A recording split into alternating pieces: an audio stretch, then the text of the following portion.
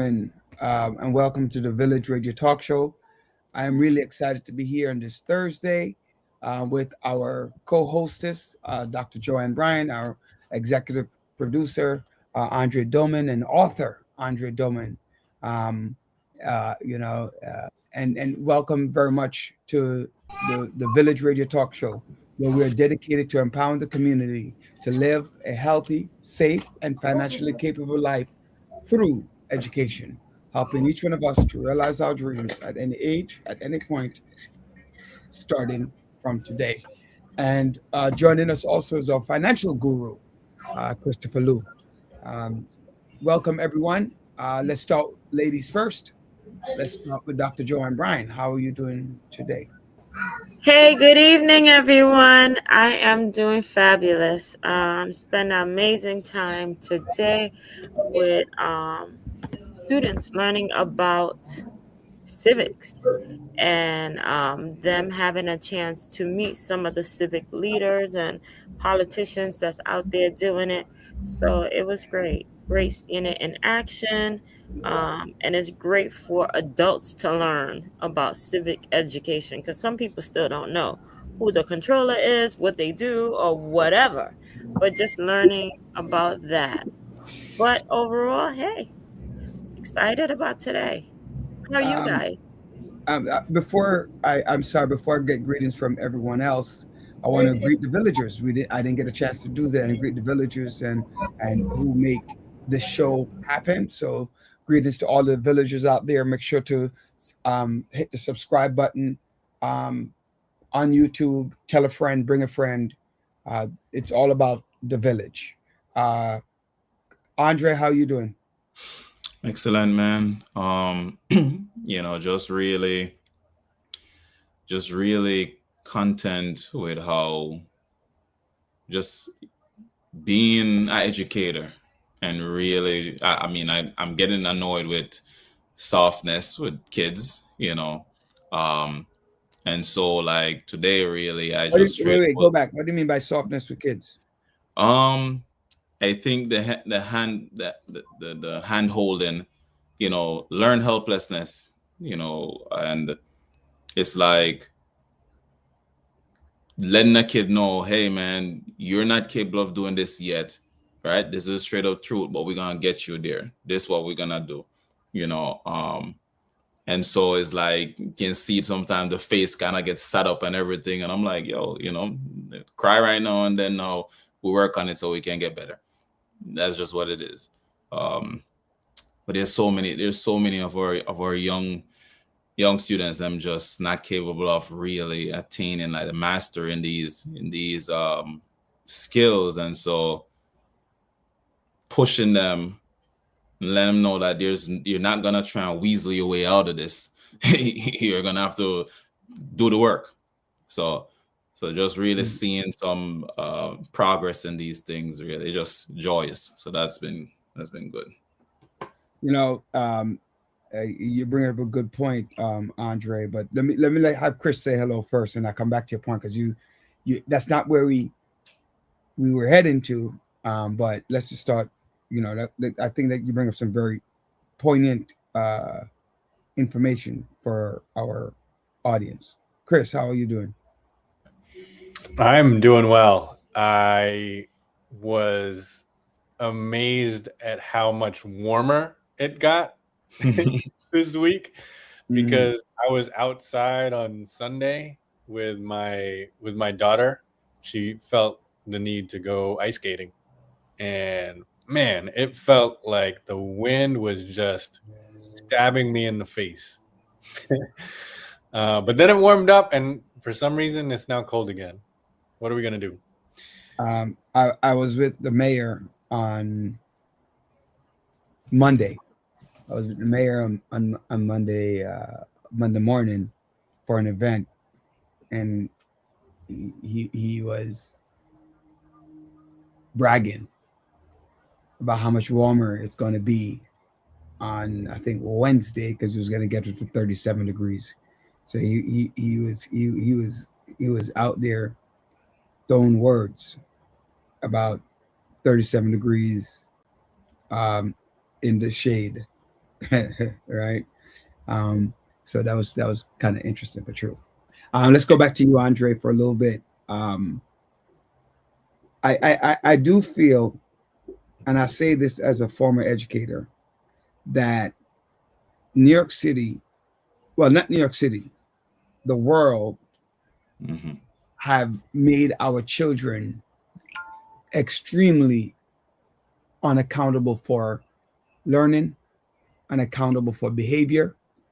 You know, sometimes I say a topic and it really upsets Dr. Bryant. And I'm going to say one of them now that upsets Dr. Bryant. Right. But I think Joanne just coming after a while and you ready to kind of like flame. I'm very serious. I'm very serious about this because I experienced it last week. Yeah. These girls, they need to put the system has to put a stop to some of their behaviors because there really is no accountability for these young people, none at all. So it all falls back on the adult. And I say this all the time. The adult is supposed to strongly get a stiffer penalty for their actions because you're an adult and you should know better. But these young ladies and young men who do these actions to provoke behavior, whatever behavior they're looking for, right? Knowing that there's no consequence for that behavior, they're going to do it. And I give you a good example of what I'm talking about. I was at a school a few days ago, like a couple weeks ago. I was at the school, and I said to the students, "Move along, go to lunch, or go to the cafeteria." Now, the two educators on there, Mr. Liu, might be able to tell you, you can't leave children by themselves because if they sit by themselves and they start acting the fool and something happens, you're liable. All right? So they can't be in the hall. The student looked back at me and looked at me. Who you talking to? Right? One student turned around and said, "Oh, I don't know why you're raising your voice or anything of the sort." And she kept going for a few minutes. And I said to her, "All I said to you was, go to the cafeteria or find a classroom." That's all I said to you. She walks into the room and goes, "Oh, you're ugly." You're what? I don't know what my good looks or bad looks have to do with you do what you're supposed to do. Now imagine if I responded to her. Yeah. I also share a story where the kid walked into the classroom and go from his bottom of his bowels, as I've called it, and let out some nasty phlegm into that teacher's face. And he came with a video to record it.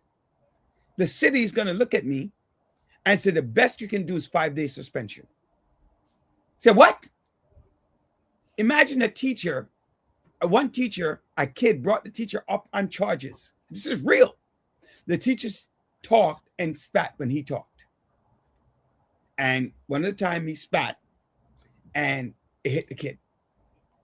And he turned around and blamed the kid for purpose. The kid turned around and brought the teacher up on charges for purposely spitting on her. And she knew that wasn't true. But because she wanted to get the teacher in trouble, she brought him up on charges. He was suspended, went to the rubber room, blah, blah, blah, blah. The accountability factor. The kids are not passing your class. Why? They're not studying. They're not doing homework. They're not doing the additional stuff. Mr. Liu, why did Mr. Doman fail your class? When Mr. Doman has provided extra help and say, come. Mr. Doman has provided remedial work. Mr. Doman has spent additional time in the classroom away from the other students to help. Mr. Liu has found his time to do that. And then you have these issues. So he take his lunch too. He take his lunch times too. Yep, and do that. They don't come and they fail. The girls wearing inappropriate clothing, right? Inappropriate clothing. And they know it's inappropriate. And you can't even say to them, Miss So-and-so, why are you looking? Who's blind? A young lady walking with her breasts out. Who's blind? And the moment you address it,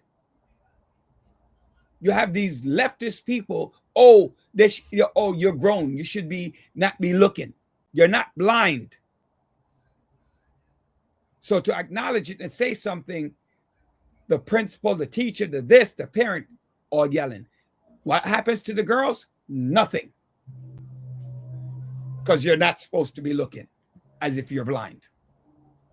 So I know that Dr. Bryant don't disagree with me in all of the areas, and I know she disagrees with me with some, but the accountability for our students and what we are promoting in life, I feel sorry. I went on a diatribe. I'm done. What you think? I think, can I just say something on this topic? That right on ahead. I think you, at the very beginning of when you started speaking, I think you mentioned that the adults, and in the case that I'm thinking about, it's really the parents' responsibility to teach their children values and respect and all of this stuff. And so all of these behaviors, yes, their friends can influence, their peers can influence, but if the behaviors at home are not the right behaviors, I mean, I don't know. I guess my kids are younger, and so I'm very intentional about how I behave at home because they're sponges and they're gonna mimic and echo every single thing that I do. Yeah. Now, I guess when they get to adolescent age and everything, that there are more influenced by their friends. But that's why it's so important to, at least for me, it's going to be important for me to make sure I'm aware who my girls are associating with. Who are the 5 people in their circle? And I'm going to evaluate that. My wife is going to evaluate that. And we're going to influence as much as we can. But I feel like the disrespect that you're talking about, a lot of that has to come from the home. I don't know. What do you guys think? Well, Joanne, I'm curious what you agree and disagree with Roderick too, but guess what you think?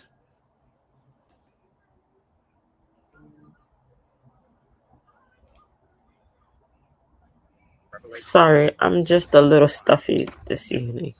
Roderick, and I can agree with Chris, and in regards to going back to the parents, who's raising who?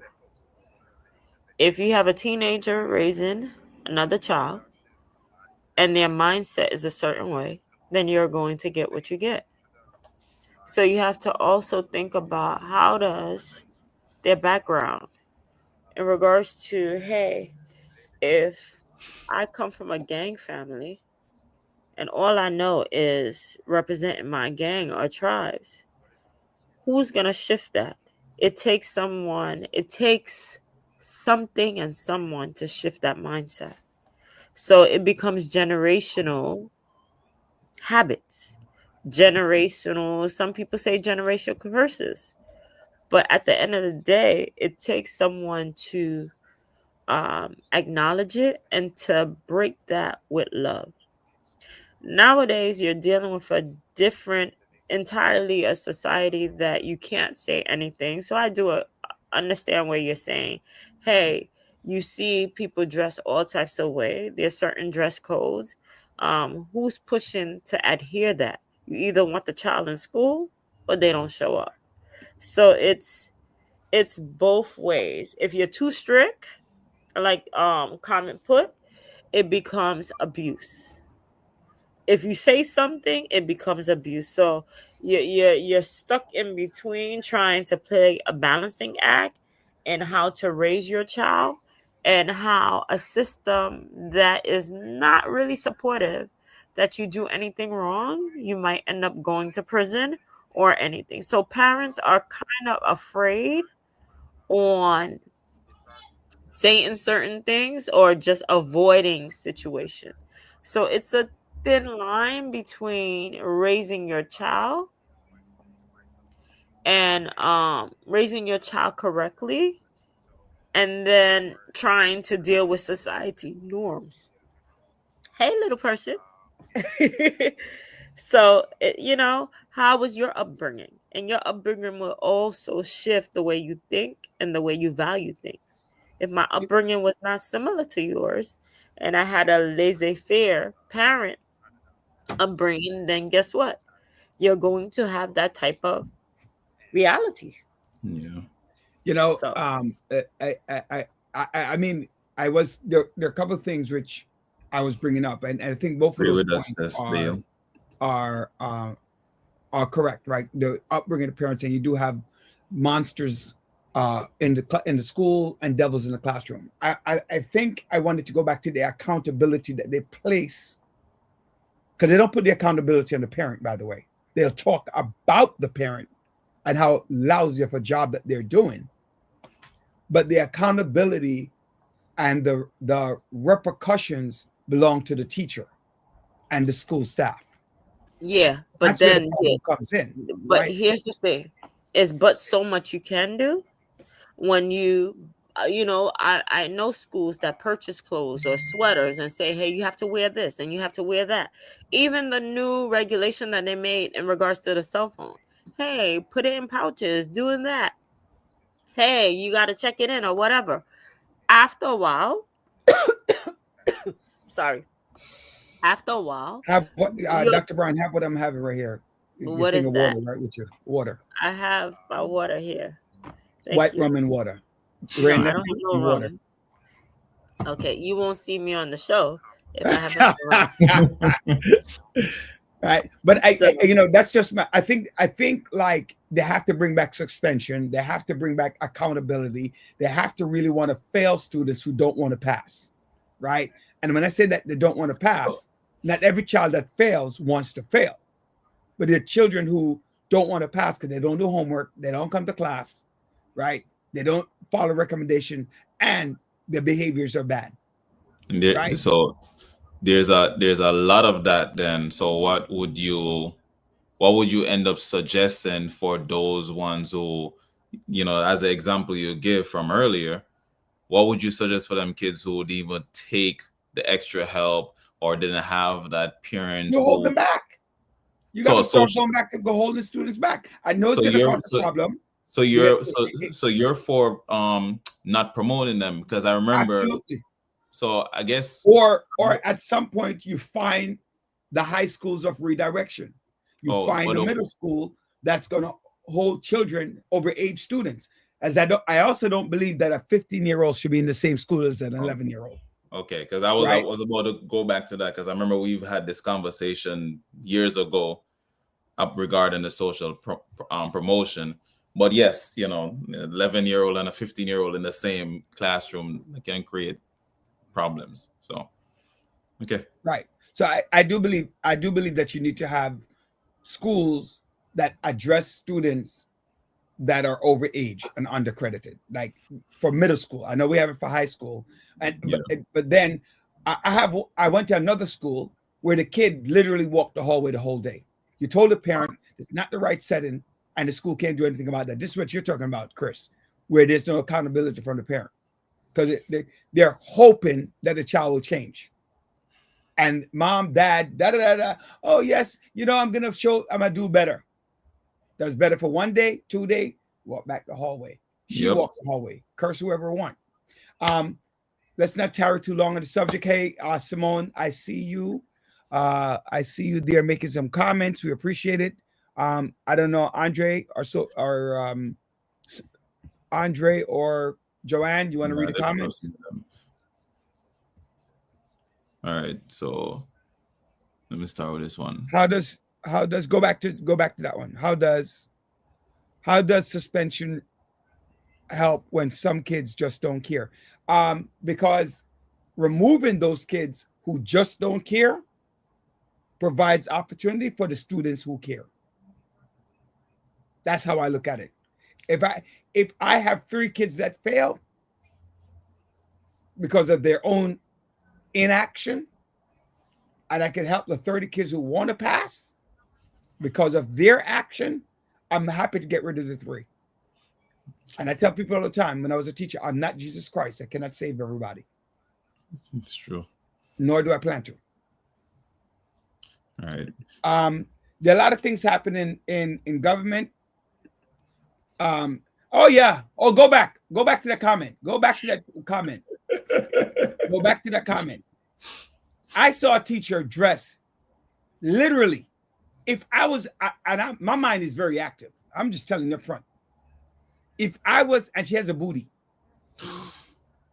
and she dresses inappropriately.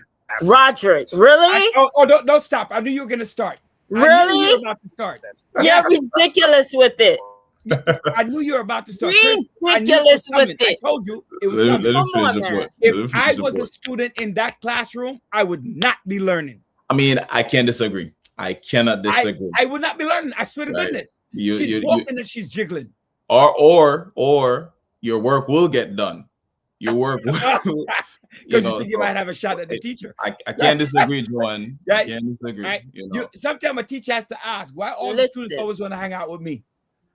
Listen, Right? some people are blessed a certain way, and that's it. Gotta ask yourself the question. Some people are blessed a certain way, and there's nothing they can do about it. No, we're talking about dressing appropriately. Like, I also believe that males should wear a collared shirt. Yeah. To school, and women should wear a collared blouse to school. I believe that. Appropriately dressed, because you're saying I'm a professional. When I go on Wall Street, I got to wear suit and tie. When I go to City Hall, I got to wear suit and tie. When I'm a nurse, I got to wear my what do they call it, the scrubs. So there's no dress code, right? For what? For being a teacher. Yeah, right? I know. Okay. The union fought against it. I know that. Okay. All right. So let's move on. So we got about 7 minutes. I don't know. Chris, I want to hit one topic of that talks to Chris. Yes. Which is delinquency in credit card. Yeah. Right. Yeah. The high interest rates on credit card. I can tell you, I have one credit card I refuse to pay. Because they tag on fees, this, that. They don't care. And it's delinquent. America's at its worst. The consumer delinquency level at nearly the highest in nearly a decade, right? And the government is about $1.28 trillion in debt. The United States, right? In credit card debt. $1.28 trillion in debt. I have some of that debt, and I'm sure some of us almost all of us on the show have some of that debt, right? Very few people are on the positive front, right? And some of the debt that they're putting out here is not really, it's debt, but it's not manageable debt. So talk to us about that. How does debt and credit card affect our system? So, yeah, one thing I was going to say, I know that 1.28 figure, that 1.28 trillion figure, and that's specific to credit card debts. But if you look at total household debt, it's close to 19 trillion. And what do you include in so that is going to include mortgages, that's going to include home equity, right? So when you throw in all of that, we're looking at I said 19 trillion. The figure I see is $18.8 trillion. That's 19. That's good. Yeah, it's 19. But when you get to the trillions, it doesn't feel right to be able to round, because I don't know. Either way, it's a lot of debt. And where I see the problem is that the delinquencies on cars and auto loans, right, those have risen most notably among certain populations. Can you guys guess which populations those are? I would say Our number one people. would be blacks and Caribbean. Yeah. Well, I just socioeconomically, it's lower income households Yeah. Mhm. as well as the younger generations, younger folks. Yes, I see. I see like people buying Mercedes when they're school aides, right? Or are not live people very much living very much beyond their means. Like we all splurge a little sometime, but living way beyond our needs.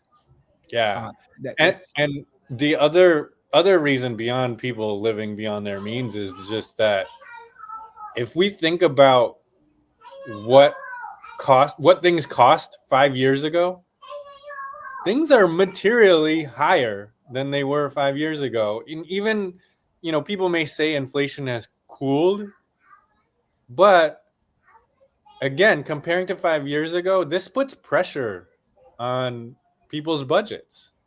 And so remember that $1.28 trillion of credit card debt? Because there's so much pressure, that means that households are coming to rely on the credit cards. We're coming to rely on personal loans to cover things that should be considered necessities or, as we would say, non-discretionary, right? Yeah. And this is all happening at a time where interest rates are elevating over time. So years and years and years of low interest, right? Now it's creeping up a little bit, and so it's kind of exacerbating this problem of higher costs because now you have higher interest rates, right? one of the things that I look at, Chris, and I talk about this all the time is let's look at rent, for example. Rent has gone up more than 200% in the last 10 years, right? And no one's salary has increased at the same level or even close to the level. Yeah. Right. So when I started teaching, the starting salary was around 28 to 32,000. I don't remember the exact number. Right. I had a 1-bedroom apartment, right, for $600. At that time, I was making $40-something thousand a year. This was here in New York, right? This is in Brooklyn. Yes. Huh? Right. I had a 1-bedroom apartment Man. for $600, and it was a nice apartment in a building. Blah blah blah blah. That same 1-bedroom apartment goes for $1,900 right now. But here's the kicker. Small. The starting salary for a teacher right now is about 57,000, around there, right? So whereas the apartment has increased 150%, the starting salary for the teacher has increased about 80%. Right? Those numbers don't makes for disaster. Right? Food, milk, etc. That also has affected the credit card debt, putting things on credit card saying, hey, I could pay for it later. Because I remember, I pay that later. And then, something else comes up. And then you do that. What are some quick ways that you think that people can help decrease their debt to income ratio? Well, so you're not going to like the answer to this. It's we've become more and more dependent on having multiple streams of income. Unfortunately. And that's one way we can help. The other way is actually being more intentional about your budget, right? And the foundation of any financial plan is the budget. And I'll be honest with you, most people I sit down with don't have a budget. Yeah, a lot of people, man. You have to create it so that they have an idea month to month where they're overspending, where there are areas they can cut back, right? So I think it's two things. It's making sure that you have a budget and then you're doing as best as you can to stick with it, and figuring out additional ways to bring in income. So those are the two ways. But I think if this trend continues with the delinquencies, I think there's a few things that are going to happen, right? The lenders are going to start to tighten their standards. So making it harder to get approved for loans on cars, or get harder to approve for a credit card, or get harder to approve for a mortgage or a home equity loan, right? And then I think the other thing that's going to happen is if these delinquencies continue to go up, it's going to affect people's credit scores. And what does that do? When you have a lower credit score, it's going to increase your interest rates even higher, right? They're already high. But then if you're squeezed because your credit score is lower, that means your interest rates go even higher. And so I think it's this vicious cycle that really can only be solved by those two things that I just shared. And it's great. I just wanted to add to, even with this interest rate, if there is more jobs, right, there's less likely for the Fed to say they want to cut interest rate, because more jobs is equal to more spending.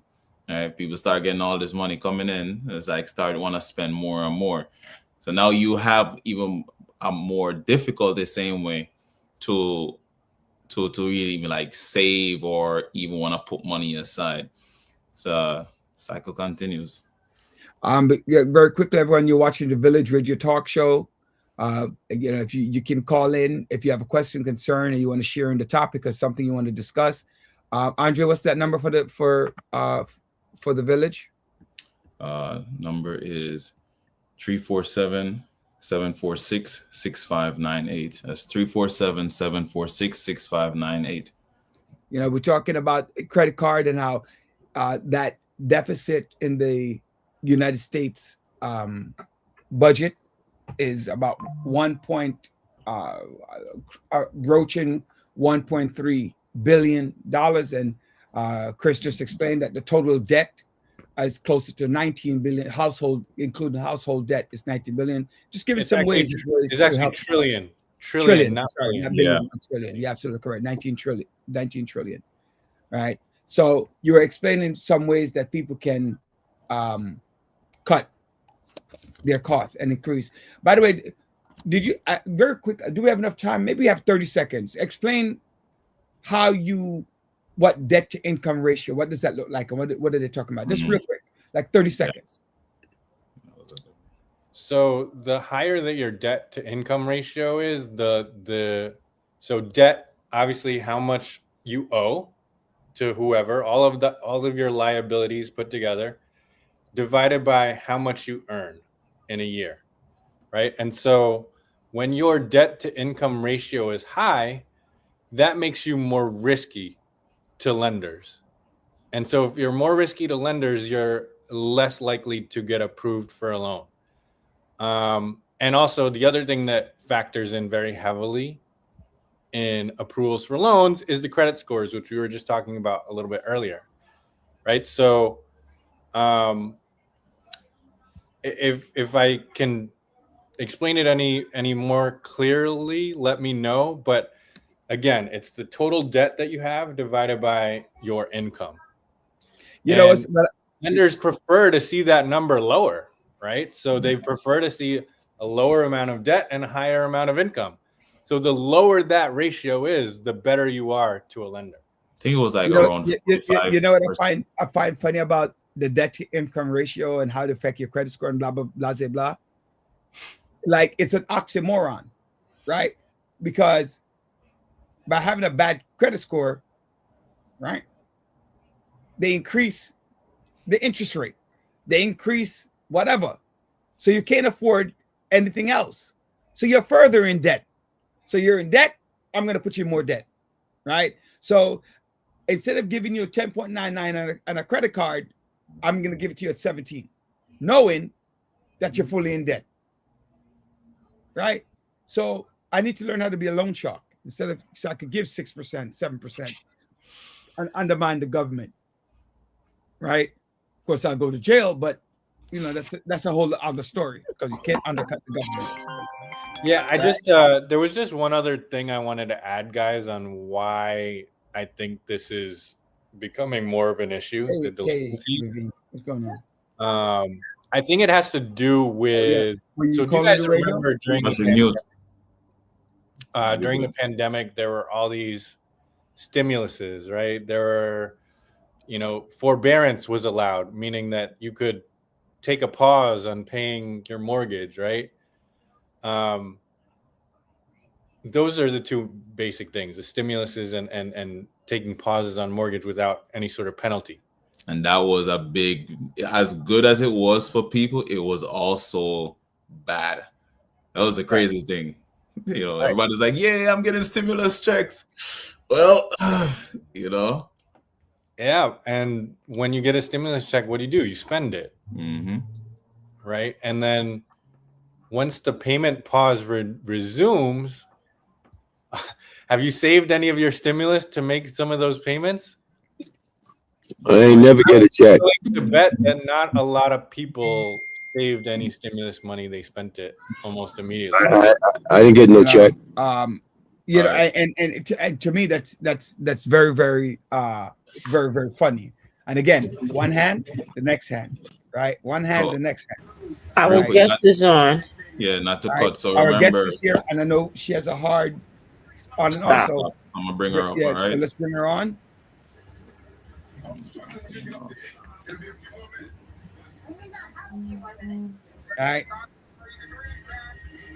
Congresswoman, where are you? Oh, you're in the Good dark. evening, and welcome, Oh, there Congresswoman. you go. We can see you now. How are you doing, Congresswoman? Oh, okay.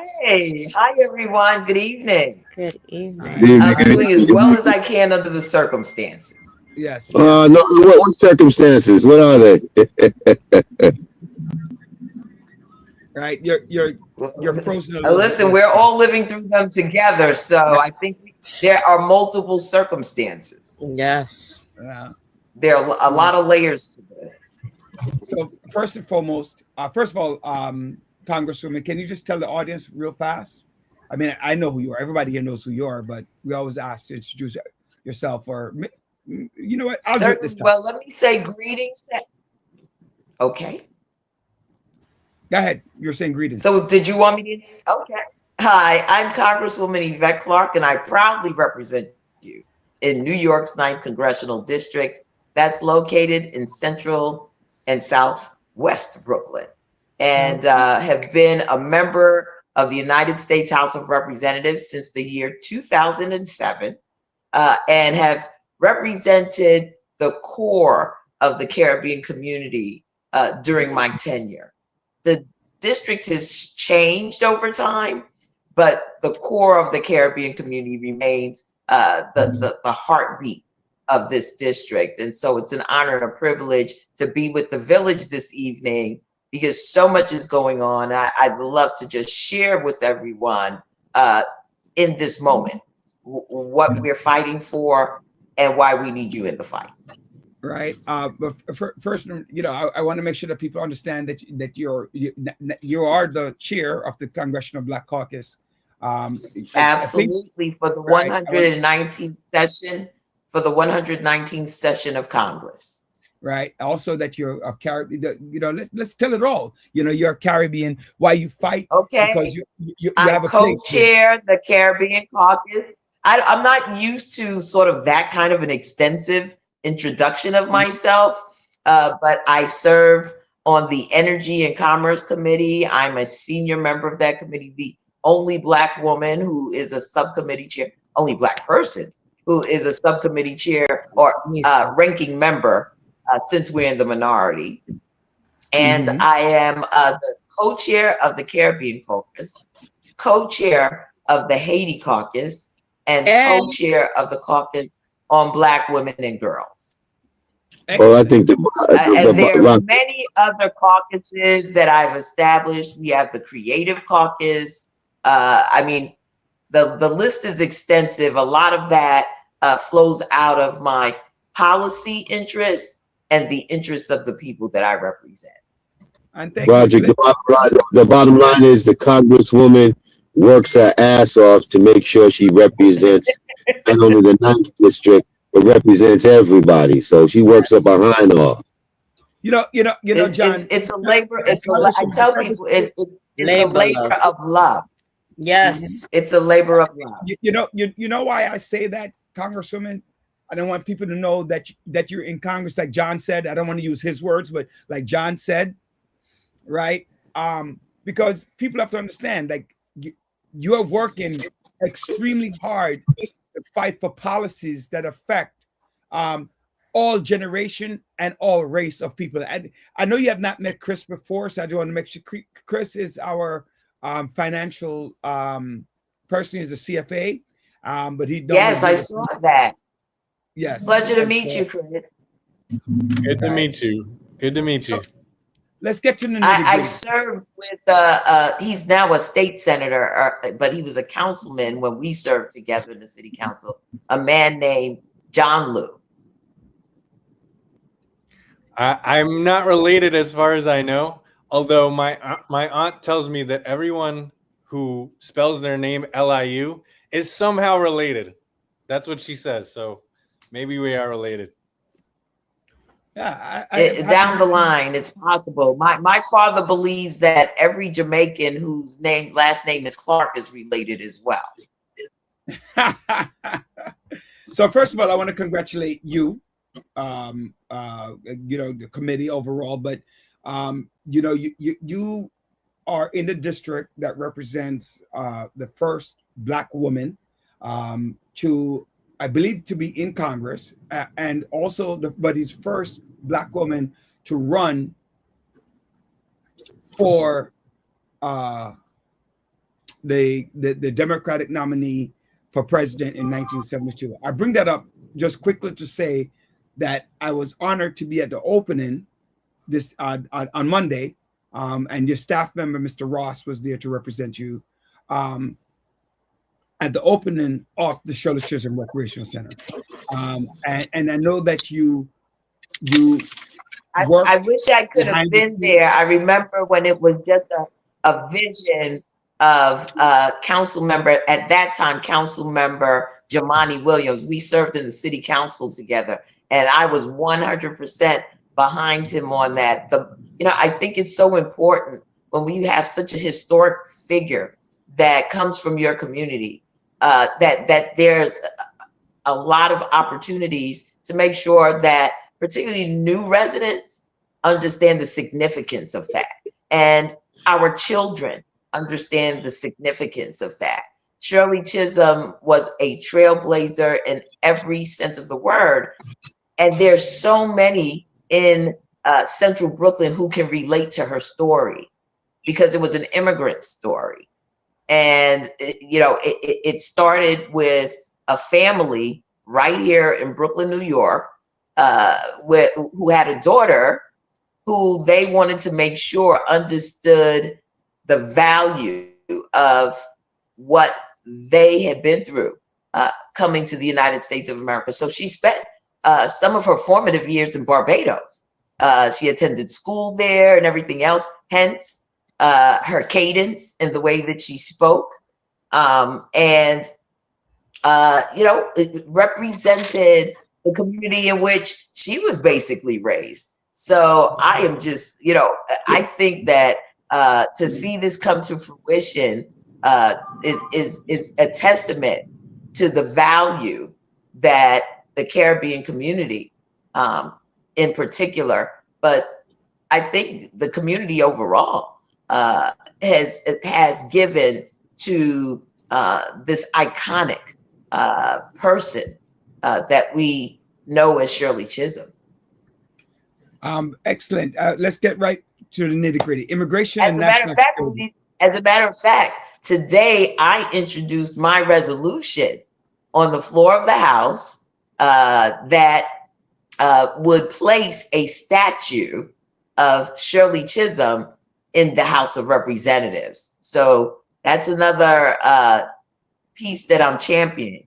I want to make sure that I get all of my colleagues to support this so that we can bring in a statue of Shirley Chisholm. She's deserving of it. I mean, what a trailblazer. Yeah, ladies and gentlemen, we're watching the Village Radio Talk Show. We are talking to Congresswoman Yvette Clarke from representing the 9th District in Brooklyn, and we want to find out what's going on at the national level. So let's start off with immigration and national security. There's so many things happening. The 75 countries that are on the list, the constant disrespect of countries, especially of countries of the African diaspora. And then we talk about national security on leadership. We talk about what the Homeland Securities are doing in Minnesota, Arizona, and across the United States.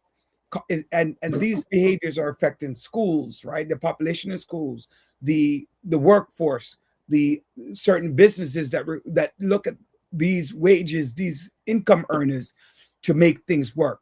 What are some of the things that's happening to counter this behavior? Well, you may be aware that we're currently in a partial shutdown of the United States government. The Department of Homeland Security has, in effect, gone into a shutdown. And, we're dealing with folks who have no moral compass at all. And they are going straight at the heart of our governance, the Constitution of the United States. And so we have to take a stand in this moment. All people of goodwill, all American citizens who treasure their citizenship need to stand up in this moment, because these folks have decided to go completely rogue and to strip all of the rights that American citizens have through an authoritarian scheme that is being executed on right now. Project 2025 was not just a tagline. It was a document. It was a manifesto that a segment of the population, particularly those who would want to be in power, have determined that they will use to supplant the rights that are guaranteed us all in the United States Constitution. And so, it's so very important that people pay attention. And I know it's difficult.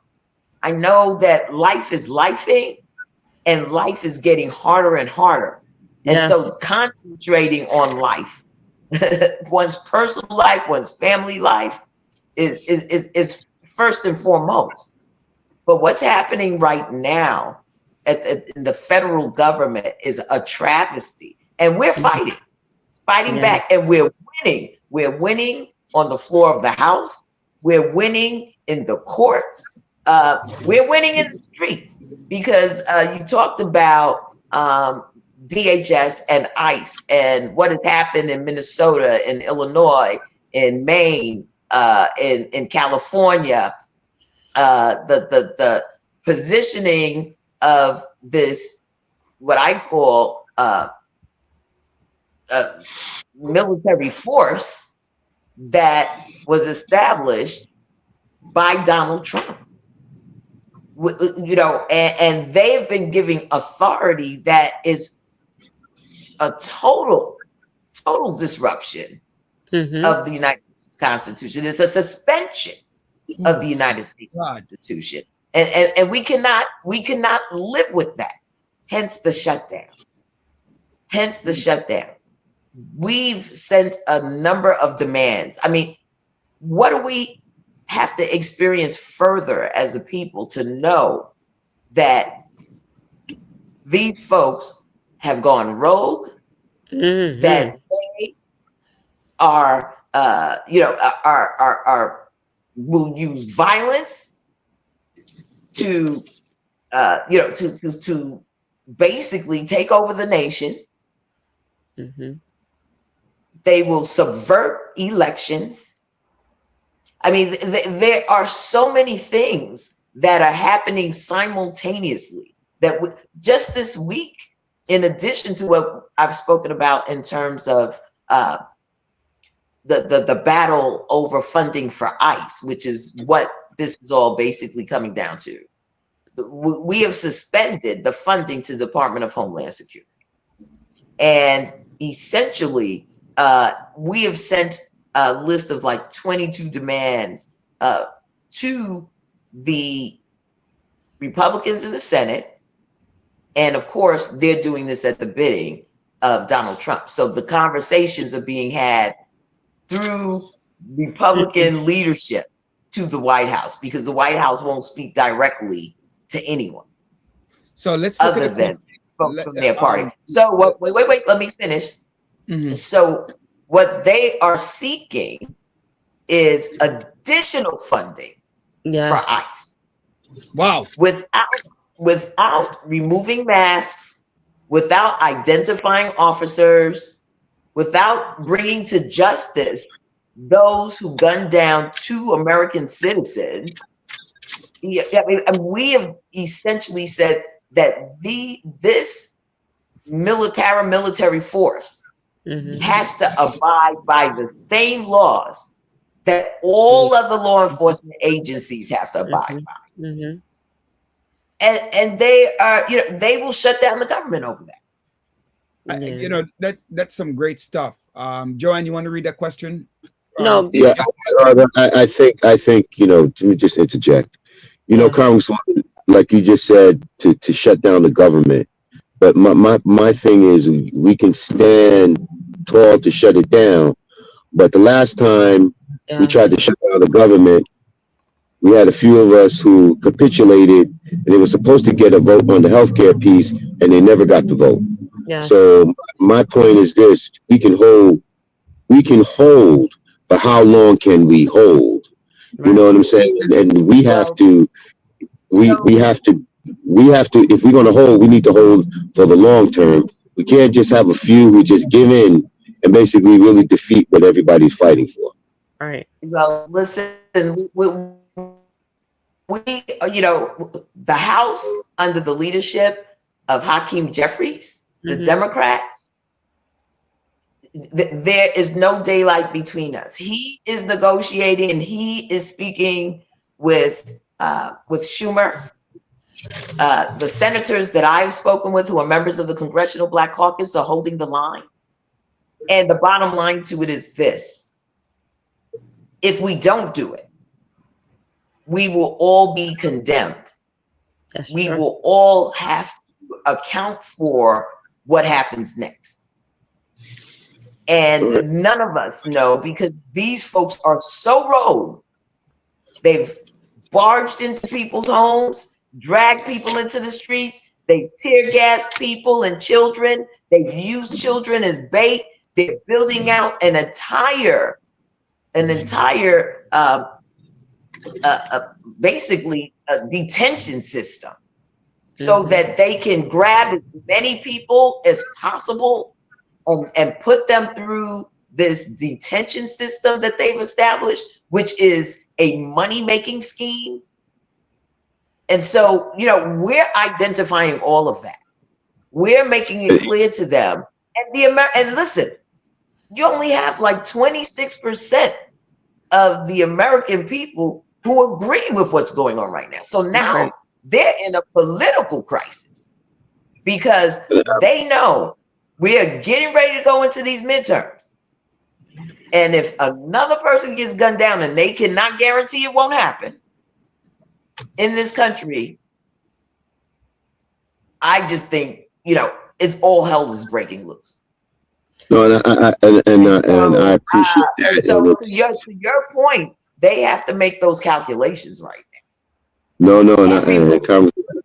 Everyone knows that there's a difference between right and left.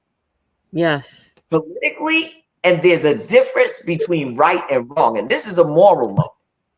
This is not about political party. We're all Americans, and anyone, regardless of party, will be subjected to these things. No, Will no, be subjected. Mhm. Go ahead, John. You had a question. No, my point, and and thank you very much for that, Congresswoman. You know, as I was telling Roderick a couple of weeks ago, you know, the president said, "I'm going to go after the most violent individuals, the violent individuals." They have moved totally away from that. And my point to you is They the never messaging on. intended to do. That's Wait. just it, John. They never intended to do it.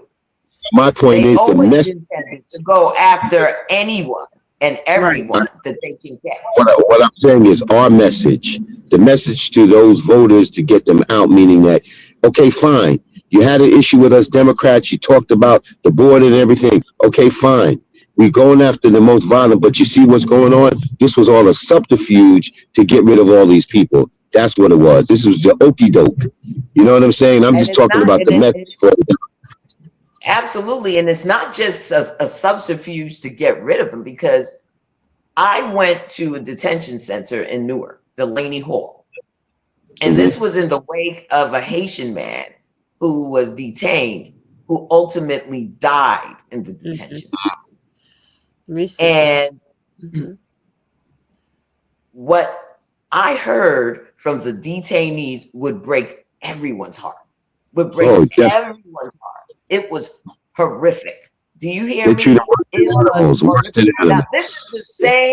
this is the same detention center that my colleague, Congresswoman McIver, Right.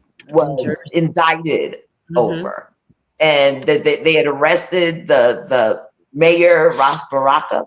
No. And then they had two detainees escape from there. This place is horrific.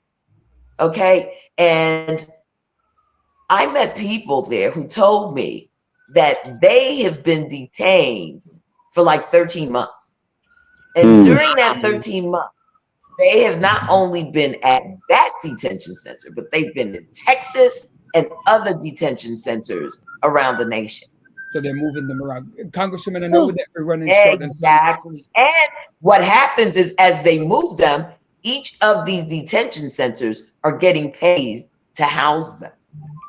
So, Congresswoman, I know that we're going to run a little bit short on time, and so there are two very big questions. Well, there are a couple questions that we have. I just want to look at the one on the screen, right?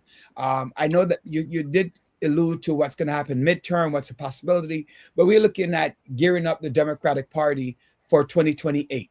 What, if any, the Speaker, Congressman Hakeem Jeffries, what are some of the things that he is putting into place, or the Congress overall, to prepare a viable candidate, or is there one that is being talked about that you might want to let out of the cat out of the bag? Rudy, you are way over your skis. You are way over your skis. We have got to come out like gangbusters during this midterm election. Otherwise, these folks will be, and hold on, these folks will be emboldened enough to continue gerrymandering, to continue doing, because remember, Donald Trump is president until 2028. So all I'm saying to you is, with all due respect, we can't even look at a field of candidates for president until we know what we're working with in terms of the legislative body. So until we know that we've been able to navigate the American people through some very perilous situations. It is, I mean, we're dealing with this just this week. We passed a bill basically stopping Donald Trump from continuing his tariffs on Canada. I mean, it may seem like little things like that, but do you understand that tariffs are nothing but a tax on the American society? That's just one of several tariffs that are taking place, that are in place right now. So, I mean, we take the wins when we can get them. because Yeah, true. Canada is one of our largest trading partners. Right. Farmers are going through it right now. And everything, if they're be beyond what the climate has done to their crops, they weren't able to sell them. You know, it's been crazy on crazy. Crazy on crazy. And so today they passed a bill out of the House that would nationalize elections. Yes. I And read that It's would amazing. hand over every state's voter rolls and people's personal information to the Department of Homeland Security. You know, Which is I scary.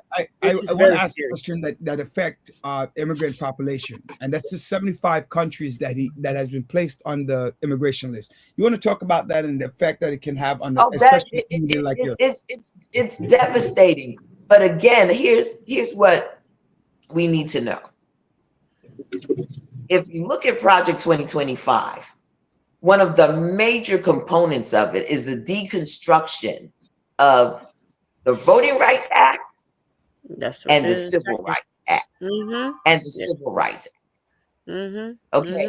Now, remember, were it not for the Civil Rights Act, the opening of opportunity for immigration to the United States from nations of color would have never occurred. Facts.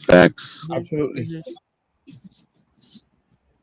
And so, you know, we're dealing with folks who are white supremacists. Yes. So I'm not surprised. It's horrific. But the same thing that is happening to those countries in terms of the revoking of visas is the same thing that's happening to our communities in terms of the revoking of our history. The shedding of Black people from the federal workforce. And don't forget about DEI. I know that you. The cutting of SNAP benefits, which really impacts a lot more of their constituents than ours, but it's still a burden on so many people. I just want to pause for a second, Congresswoman. I know that I got the message. You had a hard stop at 8:30, so I don't want you to go over that time. If you have 5 more minutes, just let us know. I can do 5 more minutes, Rudy, because I was a little delayed in getting on the platform. All right, not a problem. So, you know, America, I don't know, Chris, Joanne, do you guys have any question before I ask the next question? I actually wanted the Congresswoman to finish in regards to her thought. It is very unfortunate with the 75 countries that are being, like, for example, all of a sudden they're cutting, hey, you have rights, but you no longer aren't allowed to go. People are getting stuck international. So all types of stuff is happening. You travel, but you don't know, as an American citizen, you don't know if you're going to be able to come back, even as an American citizen. Yeah. And you know, what's concerning is, even when we think about DMV that's shutting down, now it makes me wonder, why are they shutting down DMV for 2 weeks at a time to upgrade? So now it's making me think, it's not just upgrading. What are you collecting? Because you're looking at immigration status, you're looking at everything. So people are more concerned. Nothing can be trusted anymore because information is being spread the wrong way. And that's, you know, fear of people. I have children who are self-deporting their family, which is scary. You know, here it is, they're here today, but they're so afraid of what's happening and being pulled by and going to a detention center, that even if they're going to be attacked or killed in their country, they're self-deporting because of the mistreatment of what they are going through here and what they're seeing. So it is very heartbreaking. So I want to add to Dr. Bryan's comment and ask the following. Christy Nome, the mastermind, I mean, outside of, she did put some of the responsibility back to Stephen Miller and President Trump. Putting all of this together, all the shenanigans, because we spent, so much time on the fallacies and the foolishness and all those things of Homeland Security. Is there any push to get rid of Kristi Noem? Oh, absolutely. We have a discharge petition that calls for her to be impeached. So, we haven't reached the 218 yet, but it's just a matter of time because this woman is a walking, talking disaster. I mean, we should have known when she gloated about gunning down her own dog, in her book, that this woman was not wrapped too tight.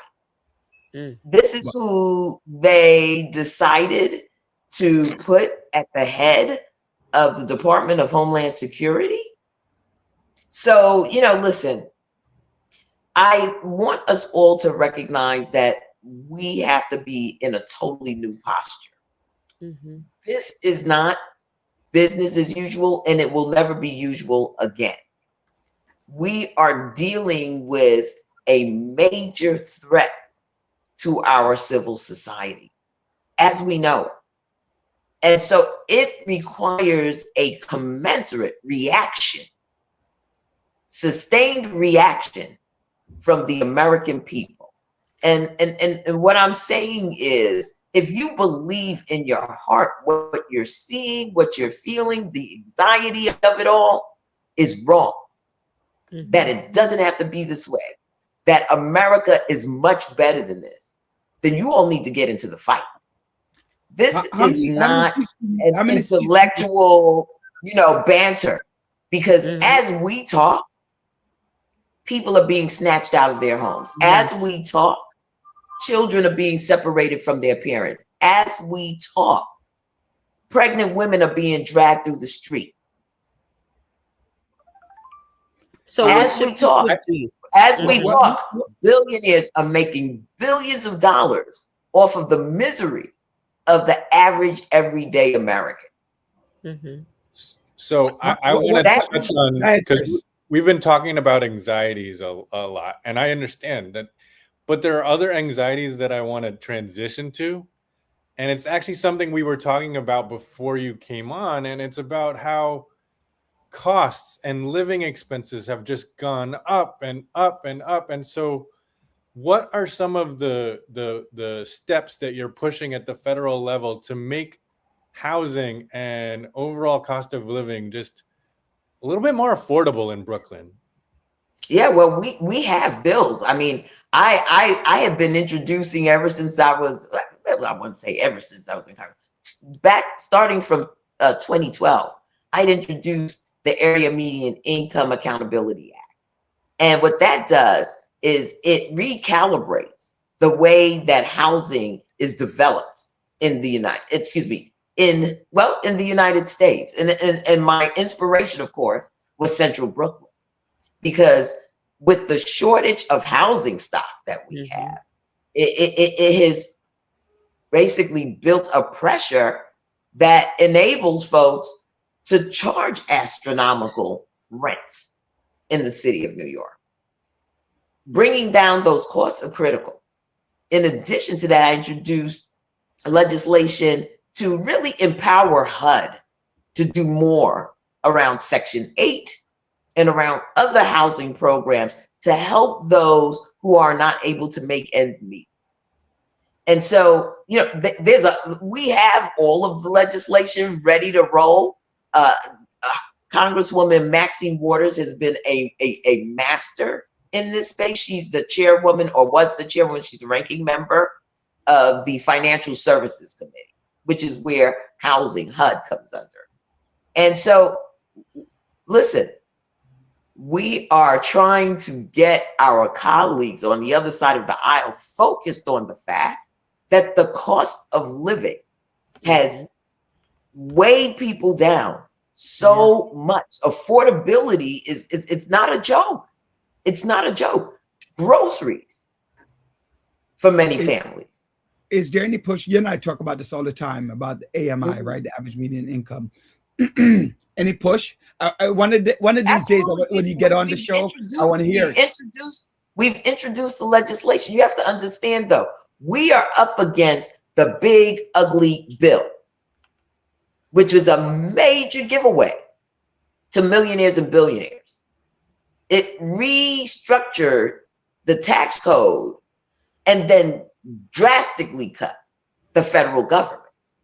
And so, the average person is not going to benefit from the new tax code, but they're going to feel the pinch should they come up on a catastrophic illness, because they won't be able to access health care, right?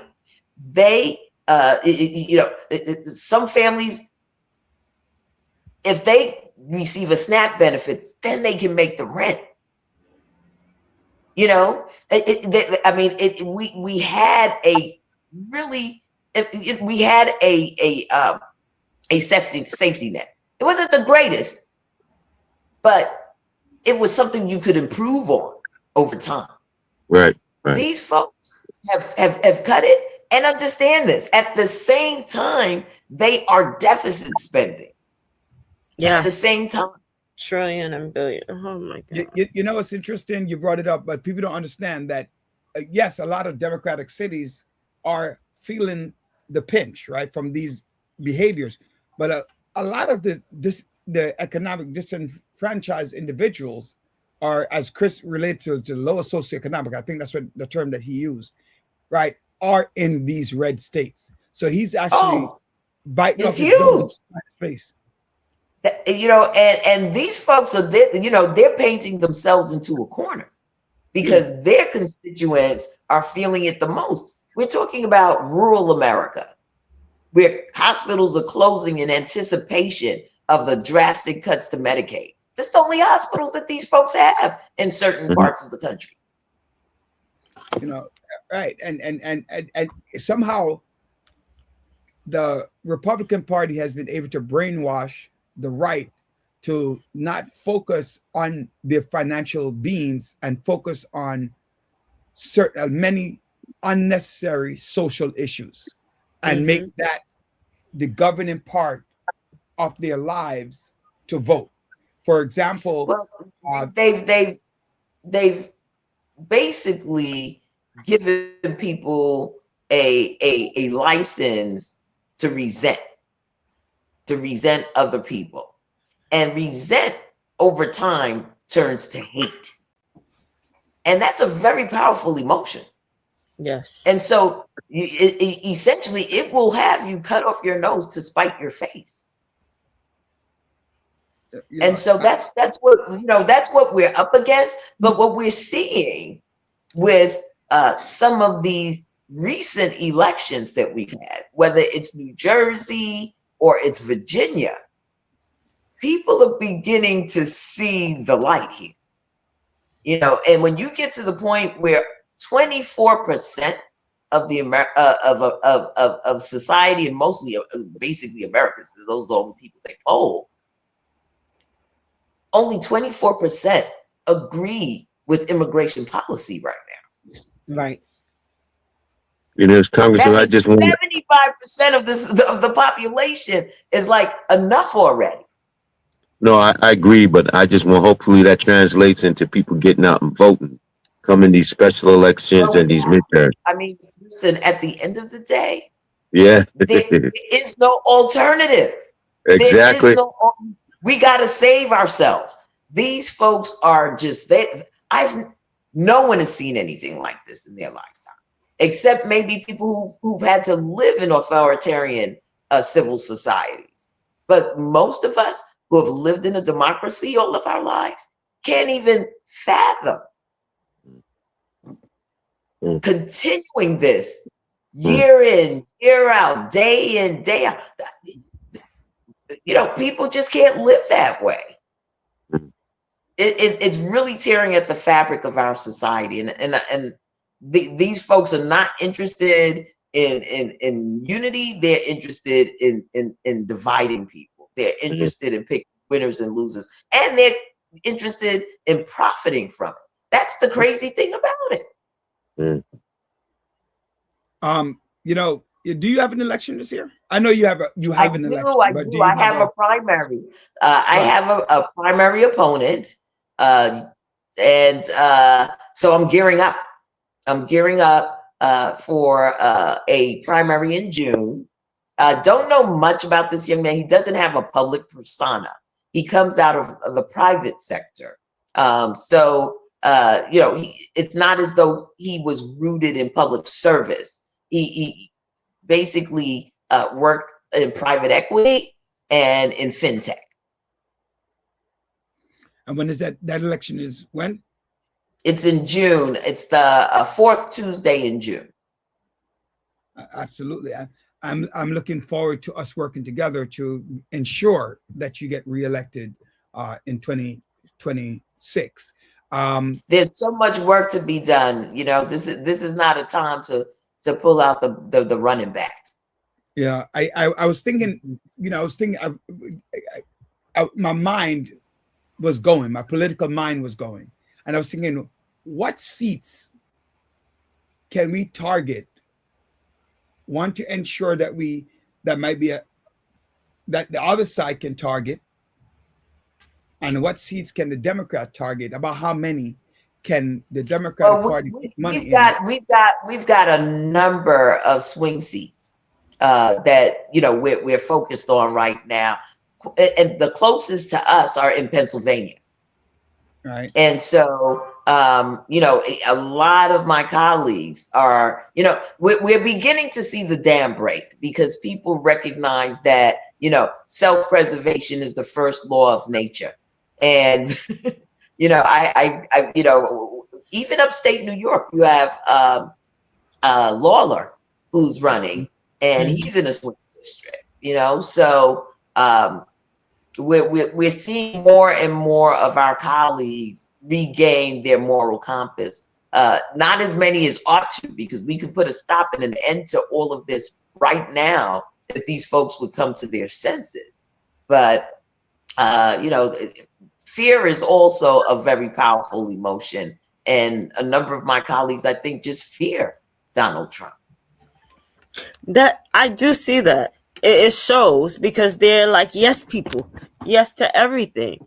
And my question to you is, how can someone who's listening right now get more involved? What are some things that they can do? Wow. To support There are a number of organizations that, you know, folks should really get involved with right now, depending on, you know, the NAACP.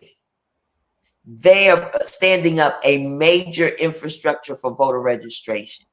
People can help register our teenagers in particular to vote. They should be talking to their family members about what's taking place, because here's the thing, a very effective tool that our adversaries used in the last election was misinformation. And there was a void. We didn't counteract it. Right. We can't afford that. We can't afford for young people to not be well informed and making well informed decisions and understanding what is at stake for them. Many of our young people are unable to find jobs right now, and that people will say, "Oh, it's AI." No, what, you know, everyone can learn how to use artificial intelligence. Right. You know what I'm saying? It's not rocket science.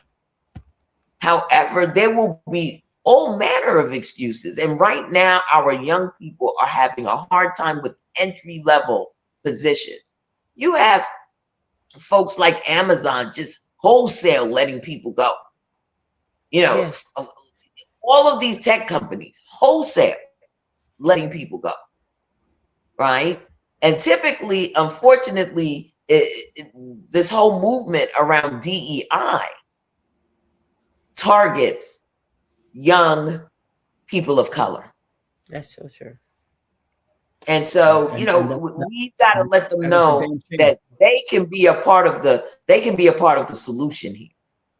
And so let's get our 17-year-olds who are about to turn 18 before November registered. You know, and I think in the state of New York, you can register at 16 and then you receive your voter registration card or whatever once you turn 18. All those young people who are out there, you know, concerned about keeping a roof over their heads, they need to see this as their cause. And then anyone else who's become a citizen in our community and have not voted, we have to take it to them. We need every single person who is eligible to vote to go out and vote. Now, that seems like pie in the sky, but I will tell you, we were looking at sort of the national voting data over a period of time. And when President Obama ran and became president, he spiked the voter participation in America. After that, people didn't go back out to vote. Donald Trump won. Then the pandemic hits. Joe Biden runs. He spikes again. Donald Trump then uses all of his tactics against Biden and Harris. He wins again. So, but what we're seeing in national races is people are coming out to vote in record numbers. And so we got to catch that wave.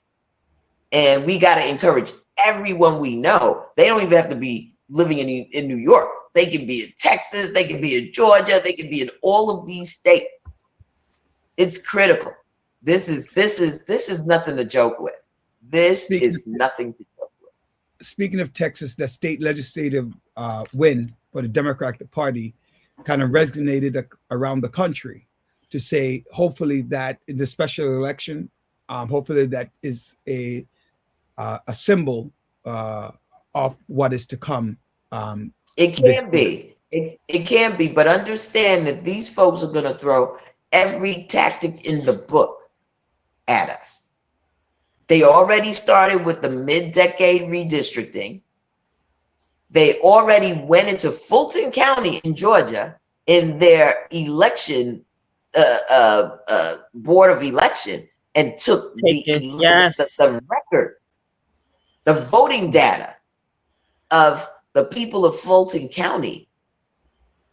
You know, so these folks are not playing. This is not anything to joke around with. They mean to do damage in this upcoming election. And the only way that we counteract it is by coming at it with the same level of intensity and force as they are. We cannot be complacent. We cannot be cynical. We have to be focused and unified, because I can't imagine Republicans continuing to have the majority in the House and the Senate after the midterm election. We can't. We're losing rights by the day. So I have one final question. Because I'm looking at the time and we have pretty much run out of time. I want to go back to the immigration question a little bit. What are some real comments or real recommendations? I'm trying to find the word for the people who are passport holders who like to travel, are naturalized citizens who like to travel, or, you know, ICE coming up to people. What are some recommendations that that's a whole nother show, but let me say this. Anyone who is looking to travel who are U.S. citizens, I would say reach out to your congressional representative's office prior to travel. Right. You know what I was asked, and then we can do the next show on, you know, my office. Let me put a plug in here. you can go to clark.house.gov. And on my website, I have a video of a webinar that I recently held that speaks to what people can do in terms of supporting one another in this time. We did a wonderful webinar that brought in best practices, know your rights, things of that nature that have been utilized successfully in places like Chicago, Illinois, learning from their experiences, and Minneapolis, Minnesota. I don't believe the tactics will change that much. And so people can learn exactly how they can be helpful. You have a block association, call a block association meeting. Sit down and talk about how you will protect your next door neighbors.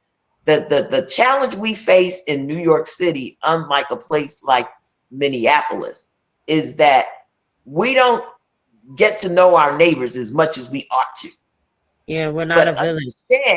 understand that ICE is lawless.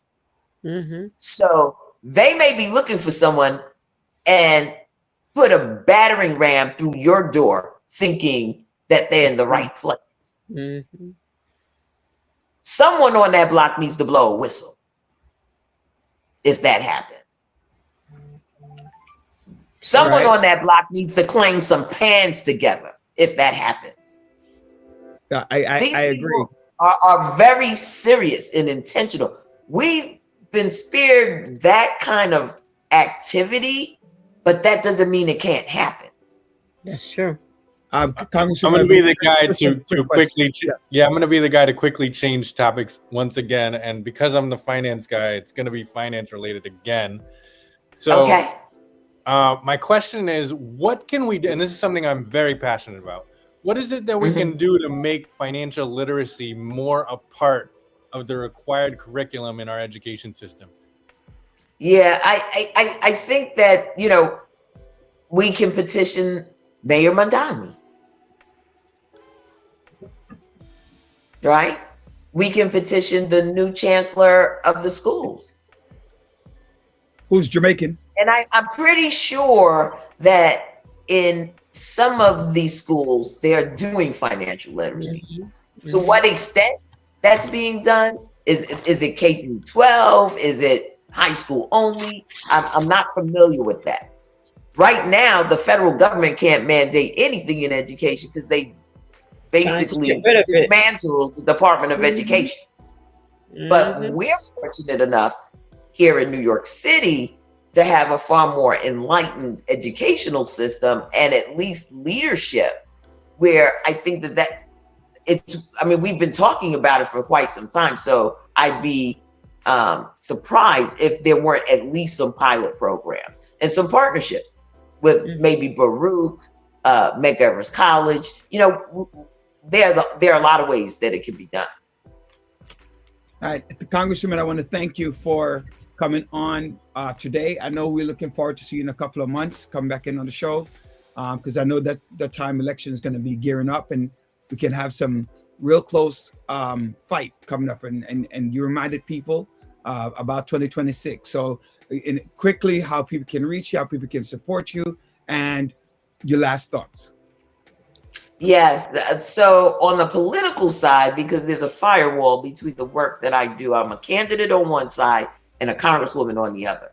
On the candidate side, you can go to clarkforcongress.com.